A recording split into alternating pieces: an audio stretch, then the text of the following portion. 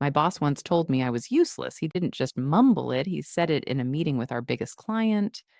In a room packed with our top executives, he looked me dead in the eye right after my presentation and gutted me with that one word. A week later, he fired me, probably thinking he'd just swatted a fly and ended my career. What he didn't know was that in that moment of pure humiliation, I wasn't defeated. I was taking notes. And that client who watched me get torn down, they just invested $10 million into my new company.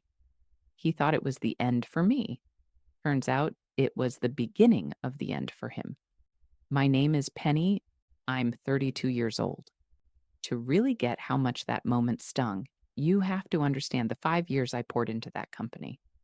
I wasn't just some employee, I was a true believer. The firm, a mid level data analytics company called Apex Solutions, was my entire world. I was one of the first people hired, starting as a junior analyst when the office was just a few folding tables and a coffee machine with a personality disorder. I grew up there, pulling 70-hour weeks, ditching plans with friends to hit deadlines, and treating every project like it was my own baby. I was the one who built the predictive modeling system that landed us our first huge account, a system they were still using as their main product. I was the one who stayed up for 48 hours straight, powered by cheap pizza and pure willpower, to restore our servers after a massive crash, saving the company from millions in data loss. My loyalty was absolute. My performance reviews were always glowing. By every metric, I was a star player.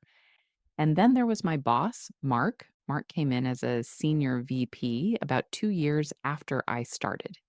He had a fancy resume and a smile that could charm a rattlesnake, but underneath it all, he was deeply insecure. He was a classic manage up guy, spending all his time impressing the board while treating his actual team with a toxic mix of neglect and credit stealing. If a project was a hit, it was due to his brilliant strategy. If it bombed, one of us was quickly found to take the fall. We all knew the game. You just kept your head down, did your work, and prayed his wandering eye of blame didn't land on you. For years, I played the game. My work was solid, and I made sure he always looked good. It was this unspoken, soul crushing deal. I did the work, he took the credit, and I kept my job. The whole thing blew up during our quarterly review with our biggest client, a logistics giant named Omnicorp. This contract was almost 40% of our yearly revenue. Losing it would have been catastrophic. I was leading the project, and my team had just spent 3 months building a new logistics optimization tool for them. It was groundbreaking stuff that would save them tens of millions a year. I was so proud of it. I'd lived and breathed this project. The meeting was in the main boardroom. You could feel the pressure in the air. The Omnicorp execs sat on one side of the giant table, stone faced. Mark sat at the head, beaming like a proud dad, while I stood by the screen. I walked them through everything: the data, the architecture, the results. I was in my element, passionately explaining the system my team had bled for. When I finished, the room was quiet. I looked at the lead exec from Omnicorp, a sharp woman named Ms. Albright. She was nodding, looking thoughtful. She opened her mouth to speak, but Mark cut her right off. "Thank you," he said, turning to me, his voice dripping with condescension. That was a presentation. He let that hang in the air for a second before turning back to the client. "What you just saw was a classic case of an analyst getting lost in the weeds. Too much data, not enough vision." He looked back at me, and his smile just vanished. "Honestly, your contribution to this final stage has been, for all intents and purposes, useless." The word hit me like a punch to the gut. Useless. In front of everyone, in front of the client whose respect I had worked so hard to win. All the air left the room. My own team members were suddenly fascinated by their notepads. The Omnicorp execs looked completely stunned, their eyes darting between me and Mark. I felt my face get hot with shame and rage. All I could do was stand there, frozen, as he took over, presenting my work as if he were heroically saving it from my incompetence. The walk back to my desk was the longest of my life. Every footstep echoed. I could feel everyone's pitying stares on my back. I collapsed into my chair, my head spinning. The humiliation felt like a physical weight on my chest. My first instinct was just pure, white hot rage. I wanted to storm into Mark's office and just let him have it, list every single project I'd saved, every late night I'd pulled, every time he'd slapped his name on my success. I wanted to quit right then and there as dramatically as possible. I even typed out a resignation letter, my fingers flying, every word dripping with venom. But just as I was about to hit print, I stopped. Quitting now was an emotional reaction. It was giving him exactly what he wanted, for me to just disappear. He'd spin the story that I was unstable and couldn't handle constructive feedback. He'd win. That's when it hit me. Instead of getting mad, I was going to get to work. I deleted the letter. I opened a new document. At the top, I typed the word Mark had used to tear me down: useless. And then I started making a plan. This wasn't about feeling sorry for myself. This was about strategy. I'd read somewhere that the best way to handle criticism is to turn it from a personal attack into usable data. So that's what I did. I made a list. What did he really mean by useless? He said I was lost in the weeds and had no vision. Okay, those weren't just insults, they were clues about how he thought. I wrote them down. I wrote under lost in the weeds, I detailed the technical points I'd made. Under no vision, I noted how I'd failed to connect those points back to the big picture business goals in a way a simpleton like Mark could understand. I took out a notepad and drew two columns. In one, I wrote down every insult, in the other, I wrote a concrete action to counter it. Just doing this, just methodically processing the humiliation, changed everything. I wasn't a victim anymore. I was a strategist. My anger cooled down and was replaced by a cold, clear focus. The next morning, I did something that floored my team. I walked into Mark's office and thanked him. I said, "Mark, I just wanted to thank you for your feedback yesterday. It gave me a lot to think about." He was visibly shocked. He was probably expecting a fight or tears. My calm professionalism completely disarmed him. But that was just the start. I didn't quit. I stayed. And for the next 6 months, I became the model employee from hell. Phase one was all internal. I used my notes as a roadmap. Every report I wrote now started with a one-page executive summary that focused only on vision and business impact. In meetings, I stopped doing deep dives and framed every point in the language of profit and strategy. I was basically creating a public record of my improvement based on his so-called feedback. I documented everything. Phase two was external. I knew I didn't have a future at Apex with Mark there. So I started networking, targeting the people who were in that room. I sent a follow-up email to Ms. Albright at Omnicorp. I didn't mention the incident. I just thanked her for her time and attached a short addendum to my proposal, reframing the benefits in the exact visionary language Mark had accused me of lacking. She replied in an hour, thanking me for my professionalism. That little connection was the first seed. Phase three was my escape plan. I saw a huge gap in the market that Apex was too slow to fill. Clients needed custom data solutions fast, but our process took months.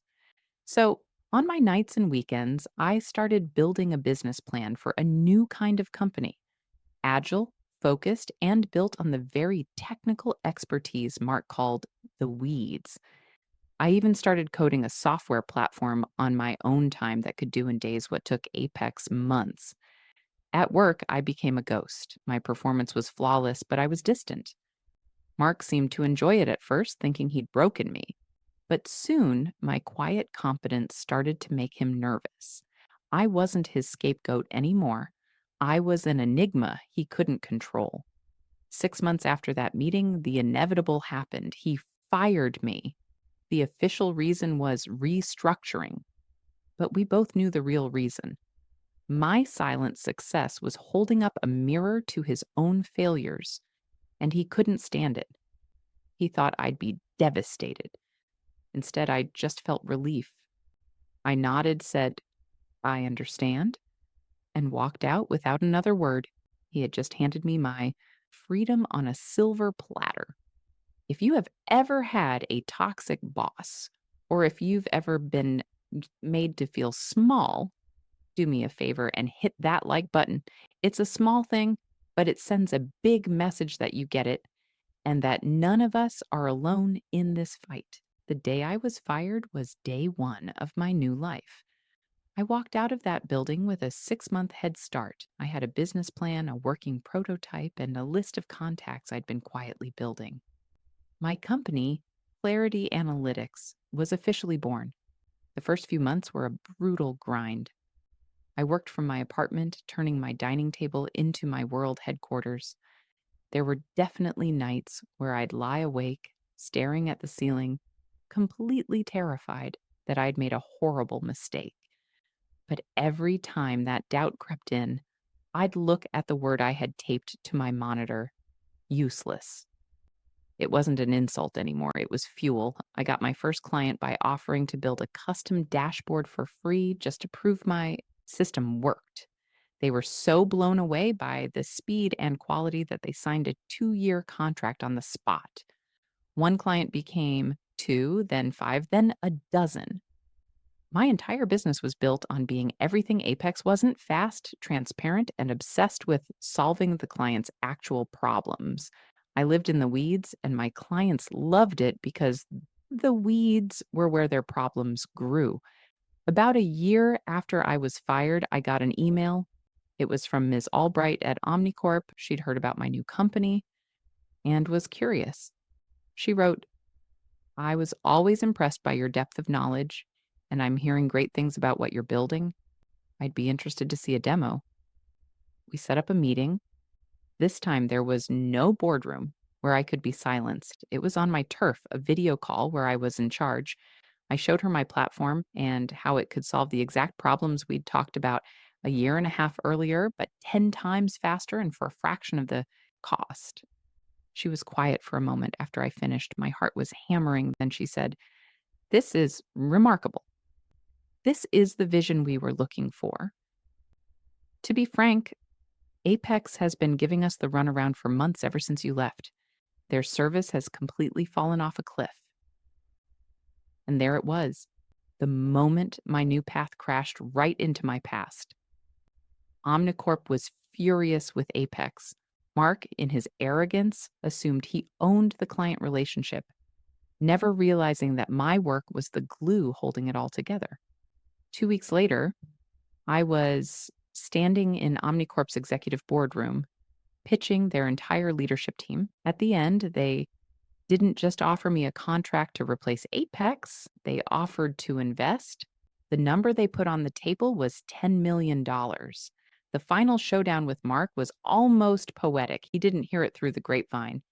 Ms. Albright called him personally to terminate their contract, telling him they were moving their business to a more innovative partner. And then she told him the name of that partner: Clarity Analytics. Mark called me that afternoon. He was a complete mess, panicked, angry, and confused. "What did you do?" he stammered. "How could you steal my client?"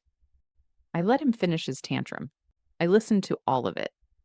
And when he was done, I replied with a calm that felt like it had been forged in fire. "I didn't do anything, Mark," I said. "You did. You called me useless, and it was the most valuable feedback I've ever gotten. It was my blueprint. While you were busy taking credit, I was busy taking notes. You didn't fire an employee that day, Mark. You launched your biggest competitor. Your arrogance was my seed money. So really, from the bottom of my heart, thank you." I hung up before he could say another word. There was nothing left to say. The fallout for Apex Solutions was fast and brutal. Losing the Omnicorp account blew a massive hole in their revenue. Investor confidence evaporated. Within a year, the company was forced into massive layoffs and was eventually sold to a bigger competitor for pennies on the dollar. Mark was let go in the transition, his reputation torched. His name became a cautionary tale in the industry about what happens when arrogance trumps talent. But this story isn't really about watching someone else fail. The real revenge wasn't Mark's downfall, it was my own success. The biggest lesson I learned had nothing to do with him. It was that real success isn't about proving your critics wrong, it's about proving yourself right. It's about building something so fulfilling and so true to you that the opinions of small people become completely irrelevant. Their words just become background noise you can't even hear anymore. My success wasn't my revenge, it was my vindication. That moment of public humiliation could have destroyed me. Instead, it was my starting point. It taught me that our greatest growth often comes from our deepest pain. So if been underestimated, if anyone has ever tried to define your worth for you, let this be your sign. Don't get mad, don't get even, get strategic. Pick up a pen and start writing your own comeback story. If this resonated with you, hit that subscribe button and turn on notifications for more stories about turning setbacks into triumphs. And I want to hear from you in the comments. What's the worst piece of advice you've ever received, and how did you turn it into fuel?